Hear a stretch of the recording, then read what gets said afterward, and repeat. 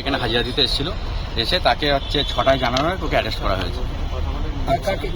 জিয়াউদ্দিন হচ্ছে ফারুক আকুঞ্জি আর হচ্ছে দিদার বক্স মুখ, তিনজনকে অ্যারেস্ট করা হয়েছে। কজ দেখানো হয়েছে সিবিআই যে আপনার ইডি যে মামলাটা করেছিল, মার খেয়েছিল, সেই মামলার পরিপ্রেক্ষিতে 160 সিআরপিসি একটা নোটিশ করেছে এখানে হাজিরা দেওয়ার জন্য। এখানে সে হাজিরা দিয়েছিল, দেওয়ার পরে যে প্রশ্নগুলো করেছে সেগুলো তো ভিতরে করেছিল, সেগুলো তো আমি যেতে পারিনি। তারপরে আমাকে বলে, আমি অ্যাজ এ লয়ার ওনার, আমাকে এসে বলে আপনার মক্কেলকে অ্যারেস্ট করা হয়েছে। জিয়াউদ্দিন মোল্লা 11টা 3 এসেছিল, 18টায় ওকে অ্যারেস্ট করা হয়েছে, দিয়ে আমার এই অ্যারেস্ট মেমো দিয়ে। আচ্ছা, আপনার নাম? আমরা এসকে সাবি। আপনারা কি, উনি কি ওনার স্ত্রী? না না।